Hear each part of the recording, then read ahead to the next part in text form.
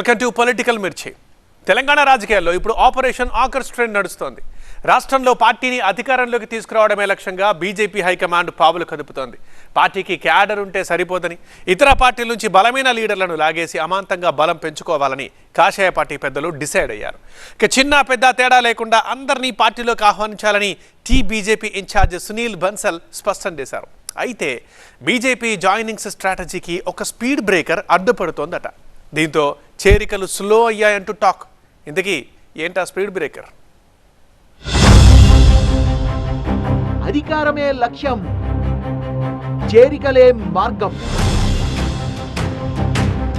గేట్లు బార్లా ఓపెన్ చేశామన్నారు, అయినా లీడర్లు క్యూ కట్టడం లేదేంటి? చేరికలు స్లో అవడానికి కారణం ఏంటి? ఆ ఒక్కటి అడ్డంకిగా మారిందా? తెలంగాణలో పట్టు సాధించాలని చూస్తున్న బీజేపీ హైకమాండ్ చేరికలతోనే విజయం సాధించగలమని గట్టిగా నమ్ముతోంది. రాబోయే రోజుల్లో అధికారంలోకి రావాలంటే ఇతర పార్టీల నుంచి బలమైన లీడర్లు, క్యాడర్ను పార్టీలోకి తీసుకోవాలని, వాళ్లను కలుపుకుపోవాల్సిందే అని బీజేపీ జాతీయ నాయకత్వం స్పష్టం చేస్తోంది. మధ్య తెలంగాణ పర్యటనకు వచ్చిన బీజేపీ అగ్రనేతలంతా ఇదే మాటను పదే పదే నొక్కి ఒక్కానించారు. మరి ముఖ్యంగా రాష్ట్ర సంస్థాగత ఇన్ఛార్జ్ సునీల్ బన్సాల్ పార్టీ శ్రేణులకు స్పష్టమైన దిశానిర్దేశం చేశారు. చిన్న పెద్ద తేడా లేదు, ఇతర పార్టీల నుంచి వచ్చే ప్రతి ఒక్కరిని సాధారణంగా పార్టీలోకి ఆహ్వానించండి అంటూ కుండబద్దలు కొట్టేశారు. ప్రస్తుతం పార్టీకున్న బలం సరిపోదని కింది స్థాయి కార్యకర్తల నుంచి రాష్ట్ర స్థాయి కీలక నేతల వరకు ఇతర పార్టీల నాయకుల్ని చేర్చుకుంటేనే పార్టీ గ్రాఫ్ పెరుగుతుందని కమలనాథులు అంచనా వేస్తున్నారు. ప్రస్తుతం బీజేపీ వ్యూహమంతా గ్రేటర్ హైదరాబాద్ పరిధిలోని కార్పొరేషన్లు, బల్దియా ఎన్నికలపైనే ప్రధానంగా ఫోకస్ అయింది. 3 కార్పొరేషన్ల ఎన్నికలను సెమీఫైనల్స్ గా భావిస్తున్న బీజేపీ ఇతర పార్టీల్లోంచి, మరి ముఖ్యంగా గులాబీ పార్టీ నుంచి కాషాయ పార్టీలోకి భారీగా చేరికలుంటాయని పెద్ద ఎత్తున ప్రచారం జరిగింది. ఈ ప్రక్రియ ఆశించిన స్థాయిలో వేగం అందుకోలేదు. డివిజన్ల వారీగా ప్రత్యేకంగా దృష్టి పెడితేనే మంచి ఫలితాలు వస్తాయని కమలనాథులు భావిస్తున్నారు. పార్టీలోని చేరికల కమిటీ పూర్తి స్థాయిలో యాక్టివ్ కాలేదని గుసగుసలు వినిపిస్తున్నాయట. పార్టీలోకి ఎవరొస్తామన్నా ఒకే ఒక కండిషన్ పెడుతున్నారట. అదే ఇప్పుడు కమలదళంలో చర్చకు దారితీస్తోందంటున్నారు. కాషాయ కండువా గప్పి పార్టీలోకి ఆహ్వానిస్తారు, రండి కలిసి పనిచేద్దామని స్వాగతం పలుకుతారు. కానీ రాబోయే ఎన్నికల్లో టికెట్ ఇస్తామనే హామీ ఇప్పుడే ఇవ్వలేమని కాషాయ పార్టీ షరతు పెడుతోందంటున్నారు. ఇదే పార్టీలో జాయినింగ్స్ కు అడ్డంకిగా మారిందని, దీంతో చేరికల్లో వేగం మందగించిందని పార్టీ వర్గాల్లో టాక్. ఎన్నికల సమయానికి టికెట్ల కోసం చాలా మంది నేతలు క్యూ కడతారని బీజేపీ గట్టి నమ్మకంతో ఉందట. గ్రేటర్ పీఠమే టార్గెట్ గా సాగుతున్న ఈ పొలిటికల్ గేమ్ లో కమలనాథులు ఆచితూచి అడుగులు వేస్తున్నారు. బీజేపీ బలహీనంగా ఉన్న డివిజన్లలో ఇతర పార్టీలకు చెందిన బలమైన లీడర్లకు గ్యాలమేస్తున్నారు. అయితే అదేమంతా జోరుగా సాగడం లేదని టాక్. రాష్ట్రంలో పార్టీ రోజు రోజుకు బలపడుతోందని, ప్రజలు ఇప్పటికే తమను బలమైన ప్రత్యామ్నాయ శక్తిగా చూస్తున్నారని బీజేపీ నేతలు మాత్రం ధీమా వ్యక్తం చేస్తున్నారు. ప్రస్తుతం చేరికల ప్రక్రియ కాస్త నెమ్మదిగా సాగుతోన్నా సరైన టైంలో మాత్రం జాయినింగ్స్ తో ఓపెనింగ్స్ అదిరిపోతాయంటున్నాయి బీజేపీ వర్గాలు. తమ వ్యూహం పక్కాగా పనిచేస్తుందంటున్నారు వాళ్ళు. బీజేపీ చేరికల వ్యూహంతో గ్రేటర్ పాలిటిక్స్ లో హీట్ పెరిగింది. మొత్తానికి గ్రేటర్ రాజకీయం రాబోయే రోజుల్లో మరింత వేడెక్కడం ఖాయంగా కనిపిస్తోందంటున్నారు. ఆ జిల్లాలో విమానాశ్రయ ఏర్పాటు 2 పార్టీల మధ్య క్రెడిట్ వారికి కారణమైందట. జిల్లాకి ఎయిర్పోర్ట్ మంజూరు చేయించిన ఘనత తమదంటే తమదని బీజేపీ, కాంగ్రెస్ శ్రేణులు పోటాపోటీగా సంబరాలు చేసుకుంటున్నాయి. తమ చొరవ వల్లే ఆదిలాబాద్లో ఎయిర్పోర్ట్ మంజూరైందని అధికార కాంగ్రెస్ చెబుతుంటే, కాదు తమ ఎమ్మెల్యే, ఎంపీ చురుగ్గా పనిచేసి ఎయిర్పోర్ట్ సాధించుకొచ్చారని బీజేపీ నేతలు చెబుతున్నారు. ఇక ఈ ఇద్దరి మధ్య క్రెడిట్ వార్తో కారు పార్టీకి పొలిటికల్ స్పేస్ కరువైందట. ఇటు రాష్ట్రంలో కాంగ్రెస్ అధికారంలో ఉంది, అటు కేంద్రంలో బీజేపీ ముచ్చటగా 3వ అధికారంలో కొనసాగుతోంది. ఇక ఆదిలాబాద్ ఎమ్మెల్యేగా బీజేపీ నేత పాయల్ శంకర్ కు ప్రజలు పట్టం కట్టారు. ఆదిలాబాద్ ఎంపీగా బీజేపీ నేత గోడెం నగేష్ గెలిచారు. ఈ నేపథ్యంలో దశాబ్దాల నుంచి ఎన్నికల హామీగా కొనసాగుతూ వస్తున్న ఆదిలాబాద్ విమానాశ్రయ ఏర్పాటు మరోసారి తెరపైకొచ్చింది. ఎట్టకేలకు అది సాకారం కావడానికి రంగం సిద్ధమైంది. దీంతో ఆదిలాబాద్ ఎయిర్పోర్ట్ కలకు రెక్కలు రావడానికి తమ రెక్కల కృషి కారణమని లెక్కలు చెబుతున్నారు బీజేపీ నేతలు. అయితే సీఎం రేవంత్ రేవంత్ రెడ్డి చొరవతోనే ఎయిర్పోర్ట్ మంజూరైందని కాంగ్రెస్ కౌంటర్ ఇస్తోంది. దీంతో అడవుల జిల్లా ఆదిలాబాద్ ని సరికొత్త పొలిటికల్ పంచాయతీ పరేషాన్ చేస్తుందంటున్నారు. ఎయిర్పోర్ట్ ఫైట్ తో రెండు పార్టీల మధ్య క్రెడిట్ వార్ కి తెరలేచిందంటున్నారు.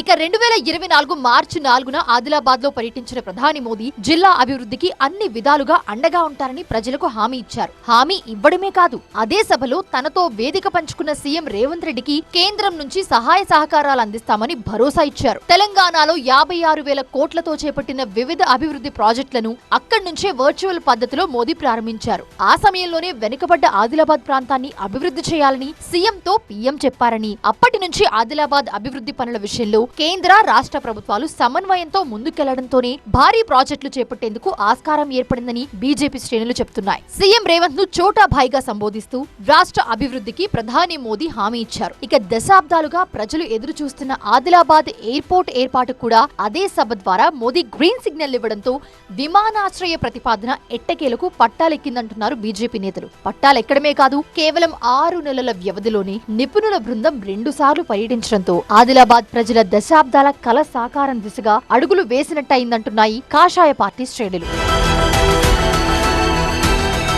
ఆదిలాబాద్ లో airport, air force, joint user air field అభివృద్ధిలో భాగంగా భూసేకరణ కోసం 2,278 కోట్లు కేటాయిస్తూ రాష్ట్ర ప్రభుత్వం జీవో 36 జారీ చేయడంతో ఆదిలాబాద్ లో సంబరాలు అంబరాన్నంటాయి. అటు పౌర విమానయాన సేవలు అందించడంతో పాటు ఇటు రక్షణ శాఖ యుద్ధ విమానాల కోసం ఎయిర్ ఫోర్స్ శిక్షణ కేంద్రం నిర్మిస్తారు. రేవంత్ సర్కార్ నిధులు మంజూరు చేయడంతో ఆదిలాబాద్ కాంగ్రెస్ శ్రేణులు పెద్ద ఎత్తున సంబరాలు చేసుకున్నాయి. మాజీ ఎంపీ సోయం బాపురావు ఆధ్వర్యంలో టపాసులు కాల్చి స్వీట్లు పంచుకుని కాంగ్రెస్ కార్యకర్తలు కేరింతలు కొట్టారు. సీఎం రేవంత్ రెడ్డి కృషితోనే ఆదిలాబాద్ కు ఎయిర్పోర్ట్ మంజూరైందని కాంగ్రెస్ చెప్తోంది. ఆదిలాబాద్ ను దత్తత తీసుకుంటా అని హామీ ఇచ్చిన రేవంత్ ఆ దిశగా అడుగులు వేస్తున్నారని, దానిలో భాగంగానే భూసేకరణలో చొరవ చూపించి నిధులు విడుదల చేశారని కాంగ్రెస్ చెప్తోంది. అయితే బీజేపీ మాత్రం అసలు విమానాశ్రయ ఏర్పాటు ఘనత తమదేనంటుంది. ఆదిలాబాద్ లో బీజేపీని గెలిపించినందుకే ఉడాన్ 2.0 పథకంలో భాగంగా జిల్లాకు ఎయిర్పోర్టు కేంద్రం మంజూరు చేసిందని కాషాయ క్యాడర్ చెప్తోంది. రక్షణ శాఖ పరిధిలో ఉన్న ఏరోడ్రోమ్ ప్రాంతంలో ఒక్క ఎయిర్పోర్ట్ ను మాత్రమే కాకుండా ఎయిర్ ఫోర్స్ స్టేషన్ ను కూడా మంజూరు చేశారని, ఈ ఘనత తమ party MLA Payal Shankar, MP Godam Nagesh లకి చెందుతుందని బీజేపీ వాదిస్తోంది. దీంతో వాళ్లు కూడా స్వీట్లు పంచుకుని హర్షం వ్యక్తం చేశారు. ఇదే జోష్ తో త్వరలోనే ఆదిలాబాద్ ఇండస్ట్రియల్ కారిడార్ ను సైతం సాధించుకుని తీరతామని బీజేపీ లీడర్లు ఆశాభావం వ్యక్తం చేస్తున్నారు. ఆదిలాబాద్ ప్రజల దశాబ్దాల కల నెరవేర్చిన ఘనత తమదే అంటుంది కాంగ్రెస్. ఆ క్రెడిట్ తమదేనంటూ అధికార పార్టీ నేతలు ఢంకా బజాయిస్తున్నారు. దీంతో ఎయిర్పోర్ట్ చుట్టూ రాజకీయం రగులుతోంది. అటు కాంగ్రెస్ పార్టీ, ఇటు కాషాయ పార్టీ ఈ రెండు కూడా విమానాశ్రయ ఏర్పాటు క్రెడిట్ తమదే అంటూ క్రెడిట్ వార్ కి తెరతీశాయి. ఆ రెండు పార్టీలు క్రెడిట్ వార్ తో బిజీగా ఉంటే ఈ మాటర్లో పొలిటికల్ స్పేస్ దొరక్కపోవడంతో కారు పార్టీ సైలెంట్ అయిపోవాల్సి వచ్చిందని టాక్.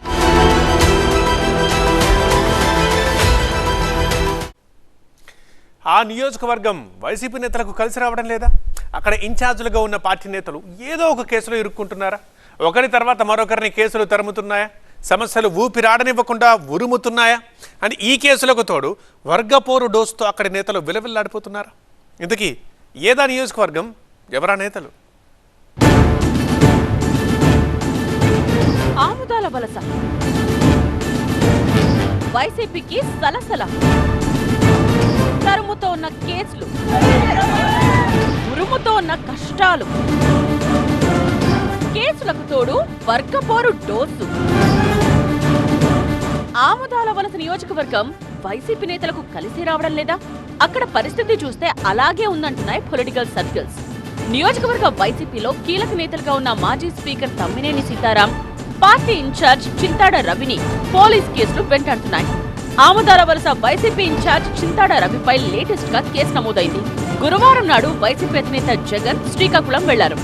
ఆ సందర్భంలో శ్రీకాకుళం కొత్త రోడ్ జంక్షన్ దగ్గర డ్యూటీలో ఉన్న మహిళా ఎస్ఐ ప్రబలికతో చింతాడ రవి, ఆయన అనుచరులు అనుచితంగా ప్రవర్తించారంటూ పలు సెక్షన్ల కింద కేసు నమోదైంది. ఈ కేసులో రవి A1 గా ఉన్నారు. ఆయనపై నాన్ బెయిలబుల్ కేసు బుక్ అయింది. దీంతో ఆయన అజ్ఞాతంలోకి వెళ్లిపోయారని సమాచారం. ఇక కొద్ది రోజుల కిందట కూడా చింతాడ రవి హౌస్ అరెస్ట్ అయ్యారు. పంట కాలువ స్థలాన్ని టీడీపీ ఎమ్మెల్యే కూన రవికుమార్ కబ్జా చేశారని చింతాడ ఆరోపించారు. ఆ సందర్భంగా చర్చకు రావాలని ఇద్దరు నేతలు సవాళ్లు విసురుకున్నారు. దీంతో ఉద్రిక్తత తలెత్తింది. చింతాడ రవి బయటకు వెళ్లకుండా పోలీసులు ఆయన్ను హౌస్ అరెస్ట్ చేశారు. కేసుల డోస్తో చింతాడ రవి విలవిల్లాడిపోతుంటే సీనియర్ నేత మాజీ స్పీకర్ తమ్మినేని సీతారాంని కూడా కేసులు తెగ ఇబ్బంది పెడుతున్నాయి. శ్రీకాకుళంలోని చాపురం పంచాయతీ పరిధిలో 900 గజాల స్థలాన్ని కబ్జా చేయడానికి కుట్ర చేశారంటూ తమ్మినేని సీతారాం, ఆయన భార్య వాణిశ్రీ, కుమారుడు చిరంజీవి నాగ్లపై కేసు నమోదైంది. భూ యజమాని బతికుండగానే ఆయన చనిపోయినట్టు మరణ ధృవీకరణ పత్రాలు సృష్టించి స్థల యజమాని కుమార్తెగా వేరే మహిళను చూపించి తమ్మినేని కుమారుడు ఆ స్థలాన్ని రిజిస్ట్రేషన్ చేయించుకున్నట్టు పోలీసులు కేసు నమోదు చేశారు. ఈ కేసులో అరెస్ట్ తప్పదని భావించి తమ్మినేని భార్య వాణిశ్రీ, కుమారుడు చిరంజీవి నాగ్ కొద్ది రోజులు అజ్ఞాతంలోకి వెళ్లిపోయారు. తమ్మినేని ఆయన భార్యకు హైకోర్టు ముందస్తు బెయిల్ మంజూరు చేయడంతో వాళ్లు మాత్రం అజ్ఞాతాన్ని వీడారు. ఆ తర్వాత తమ్మినేనిని శ్రీకాకుళం పోలీసులు విచారించారు. ఈ కేసులో తమ్మినేని సీతారాం A6 గా, ఆయన కుమారుడు చిరంజీవి నాగ్ A5 గా, తమ్మినేని భార్య వాణిశ్రీ A7 గా ఉన్నారు.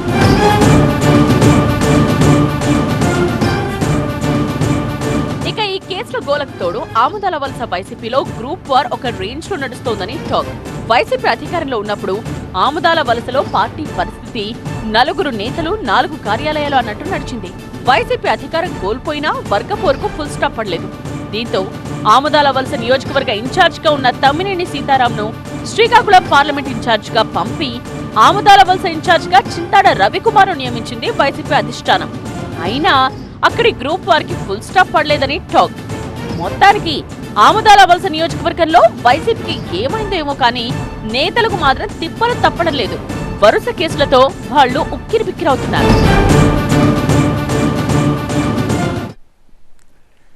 అధికార కాంగ్రెస్ కి అడ్డాగా ఉన్న ఆ ఉమ్మడి జిల్లాలో పార్టీ పదవుల పంచాయతీ కొనసాగుతూనే ఉందని టాక్. ఆ జిల్లాలో ఒక నియోజకవర్గంలో పార్టీ పదవుల రచ్చ చల్లారక ముందే మరో నియోజకవర్గంలో నేతల మధ్య కోల్డ్ వార్ కాక రేపుతుందట. ఇంకి పెళ్లి సుబ్బుచావుకు వచ్చినట్టు ఎమ్మెల్యే ఎమ్మెల్సీ మధ్య లొల్లితో క్యాడర్కి పదవులు దక్కడం లేదని సమాచారం. నామినేటెడ్ పోస్టుల భర్తీ 2 ఏళ్లుగా పెండింగ్లోనే పడిపోయిందట. ఇక లీడర్ల గొడవతో తమకు పదవులు రాకపోవడం ఏంటని క్యాడర్ ఏమో గుస్సా అవుతోంది అంటున్నారు. ఇంతకీ ఏదా జిల్లా, ఎవరా నేతలు? మిర్యాలగూడ కాంగ్రెస్ లో కోల్డ్ వార్, నేతల మధ్య పదవుల పంచాయతీ, పార్టీ పదవులపై కుదరని ఏకాభిప్రాయం, MLA Battula versus MLC Shankar Nayak, MP రఘువీర్ జోక్యం కోరుతోన్న క్యాడర్. ఉమ్మడి నల్గొండ జిల్లాలో నిన్నటి వరకు తుంగతుర్తి నియోజకవర్గంలో ఎమ్మెల్యే మందుల సామెల్, కోమటిరెడ్డి బ్రదర్స్ వర్గాల మధ్య పార్టీ పదవుల మేటర్ హీట్ రేపింది. ఇది కాస్త కాంగ్రెస్ కార్యకర్తలు రోడ్డు మీద పడి తన్నుకునేదాకా దారితీసింది. ఈ చిచ్చు పూర్తిగా చల్లారక ముందే మిర్యాలగూడ కాంగ్రెస్ లో కూడా నేతల మధ్య పార్టీ పదవుల మేటర్ మంట రేపుతోందట. దీంతో మిర్యాలగూడ కాంగ్రెస్ రాజకీయాలు రోజురోజుకు రాజుకుంటున్నాయి. మిర్యాలగూడకు వాణిజ్య కేంద్రంగా పేరుంది. ఇది రైస్ ఇండస్ట్రీకి ప్రసిద్ధి. మొదటి నుంచి మిర్యాలగూడ కాంగ్రెస్ పార్టీపై సీనియర్ నేత జానారెడ్డికి గట్టి పట్టుంది. అయితే 2023 ఎన్నికల్లో బత్తుల లక్ష్మారెడ్డి ఎమ్మెల్యేగా గెలిచారు. బత్తులను జానారెడ్డి వ్యతిరేక వర్గంగా పరిగణిస్తూ ఉంటారు. జానారెడ్డి ప్రధాన అనుచరుడు శంకర్ నాయక్ ఎమ్మెల్సీగా నామినేట్ అయ్యారు. అప్పటి నుంచి Miryalaguda Congress MLA BLR, MLC Shankar Naik వర్గాలుగా విడిపోయిందని లోకల్ టాక్. లక్ష్మారెడ్డి, శంకర్ నాయక్ వర్గాలు పలుమార్లు బహిరంగంగానే బాహాబాహికి దిగాయి. ఈ 2 వర్గాల మధ్య మున్సిపల్ ఎన్నికల సమయంలో తలెత్తిన విభేదాలు ఇప్పటికీ కొనసాగుతున్నాయట. పార్టీ మండలాధ్యక్షుల నియామకంపై ఎమ్మెల్యే బత్తుల, ఎమ్మెల్సీ శంకర్ నాయక్ మధ్య విభేదాలు రగులుతున్నాయని చెప్తున్నారు. నియామకాలు, నిర్ణయాల విషయాల్లో తమ మాటే చెల్లాలని నేతలిద్దరూ పట్టుబడుతున్నారని సమాచారం. దీంతో నియోజకవర్గంలోని అడవిదేవులపల్లి మినహా మిగిలిన మండలాధ్యక్షుల నియామకం పూర్తయింది. వీళ్ళిద్దరి మధ్య లొలితో నియోజకవర్గం నుంచి డీసీసీ పదవుల్లో ఎవరినీ నియమించలేకపోయారని కాంగ్రెస్ వర్గాల్లో చర్చ నడుస్తోందట. పదవుల విషయంలో MLA BLR, MLC Shankar Naik మధ్య కోల్డ్ వార్ నడుస్తోందంటున్నారు. నేతలిద్దరూ తమ తమ అనుచరుల కోసం పట్టుపట్టడంతో అధిష్టానం ఈ నియామకాలను పెండింగ్ లో పెట్టిందంటున్నారు.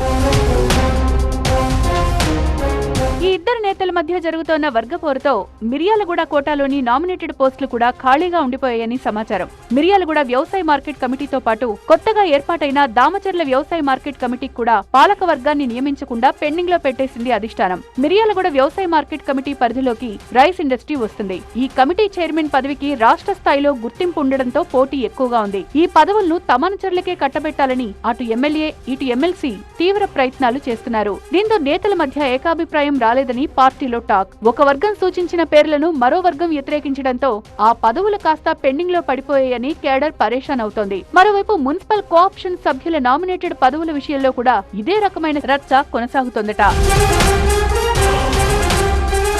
మండల కాంగ్రెస్ కమిటీల నియామకాలపై ఎమ్మెల్సీ శంకర్ నాయక్ వర్గం తీవ్ర అసహనం, అసంతృప్తి వ్యక్తం చేస్తోందట. పార్టీలో కష్టపడ్డ వాళ్లకు కాకుండా ఎమ్మెల్యే వర్గానికే పదవులు కట్టబెడుతున్నారని ఎమ్మెల్సీ వర్గం ఆరోపిస్తోందంటున్నారు. అయితే ఎమ్మెల్యే బిఎల్ఆర్ మాత్రం ఈ విమర్శలను కొట్టిపారేస్తున్నారు. పార్టీ పదవుల్లో సామాజిక సమతుల్యం పాటిస్తూ అందరి అభిప్రాయాల మేరకే నియామకాలు చేపట్టామని ఆయన చెప్తున్నారట. నేతల మధ్య విభేదాలు వీధికెక్కకపోయినా అంతర్గతంగా పెద్ద యుద్ధమే నడుస్తోందంటున్నాయి కాంగ్రెస్ వర్గాలు. లీడర్ల మధ్య వర్గపోరుతో పార్టీ పదవుల పంపకంలో జాప్యం జరగడంపై కేడర్లో తీవ్ర అసహనం నెలకొందని చెప్తున్నారు. మార్కెట్ కమిటీలు, మున్సిపల్ కోఆప్షన్ సభ్యుల నియామకాలకు బ్రేక్ పడ్డంపై ఆశావాహులు ఆవేదన చెందుతున్నట్టు సమాచారం. నేతల మధ్య విభేదాలతో ఇప్పుడు అందరి దృష్టి ఎంపీ రఘువీర్ రెడ్డిపైనే పడిందంటున్నారు. మిర్యాలగూడ కాంగ్రెస్ లో వర్గపోరుకు చెక్ పెట్టేందుకు ఎంపీ రఘువీర్ రెడ్డి చొరవ తీసుకోవాలని కాంగ్రెస్ కేడర్ కోరుకుంటోందని సమాచారం. ఎంపీ నేరుగా జోక్యం చేసుకుని నేతల మధ్య సమన్వయం తీసుకురావాలనుకుంటున్నారట కార్యకర్తలు. అయితే ఇదెంతవరకు సాధ్యపడుతుందో చూడాలంటున్నాయి కాంగ్రెస్ వర్గాలు. పేరుకే సీనియర్ లీడర్ని, కానీ పదవులకు మాత్రం పనికిరానా అంటూ ఆయన ఆవేదన వ్యక్తం చేస్తున్నారట. గతమెంతో వైభవం, బట్ వర్తమానం చూస్తే మాత్రం శూన్యం అని తెగ మదన పడిపోతున్నట్లు టాక్. ఆయన మాజీ మంత్రి, తాజా శాసనసభ్యుడు. పార్టీకి పిల్లర్ లాంటి తనకు ప్రాధాన్యత లేకపోవడంపై ఆయన లోపల కుంగిపోతున్నట్లు సమాచారం. పనులు చేద్దామంటే నిధులు లేవు, బాధ్యతలు నిర్వహించాలంటే పదవులు లేవు. ఇన్నాళ్ల పాటు కష్టపడి సైకిల్ని తొక్కితే చివరికి మిగిలేది ఇదేనా, ఇంతేనా అంటూ ఆయన వాపోతున్నారని టీడీపీ వర్గాల్లో తెగ చర్చ జరుగుతోందట. పదవిలో ఉంటే ఎంత, లేకుంటే ఎంత అనే పరిస్థితికి వచ్చారట ఇప్పుడు సదరు సీనియర్ నేత. ఈ మధ్య ఇన్ఛార్జ్ మినిస్టర్ ముందు తన అసంతృప్తిని ఒక రేంజ్లో వెళ్ళగక్కారట. ఇందుకీ ఎవరా సీనియర్ లీడర్, ఏంటా కథ? పార్టీలో సీనియర్, పదవుల్లో జూనియర్, నిధులు విధులు కరువు, తగ్గిపోయిన ప్రాధాన్యత, ఫస్ట్ అయిన బండారు. ఉత్తరాంధ్రలో టీడీపీకి వీర విధేయులుగా ఉన్న సీనియర్ లీడర్లలో ఆయన కూడా ఒకరు.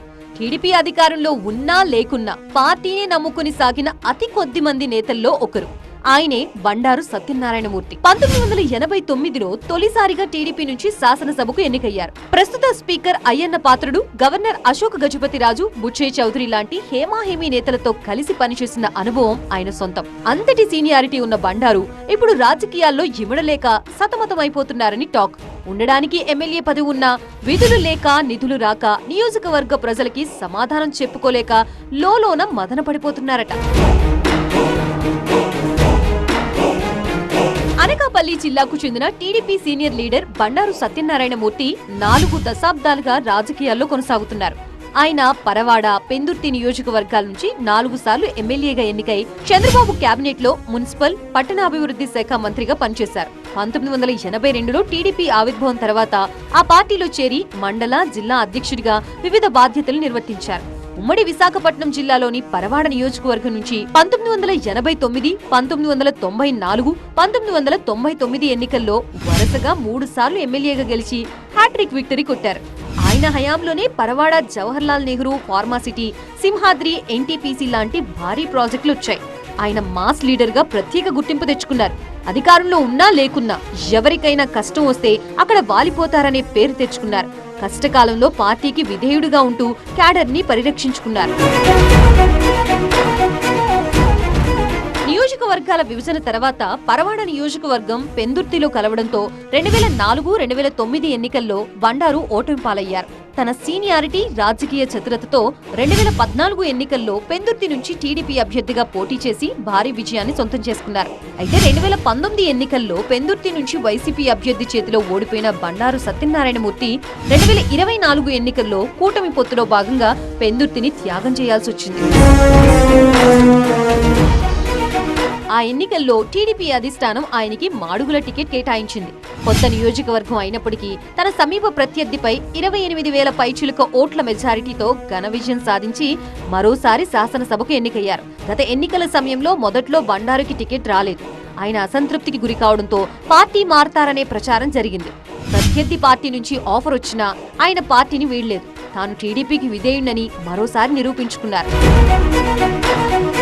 అయితే తనకిప్పుడు టీడీపీలో ప్రాధాన్యత తగ్గిపోయిందని బండారు తెగ కుమిలిపోతున్నారట. తన సమకాలికులైన అయ్యన్న పాత్రుడు అసెంబ్లీ స్పీకర్ గా ఉంటే అశోక్ గజపతిరాజుకి గవర్నర్ పదవి ఇచ్చి గౌరవించారు. యనమల రామకృష్ణుడు కూడా అదే రేసులో ఉన్నారట.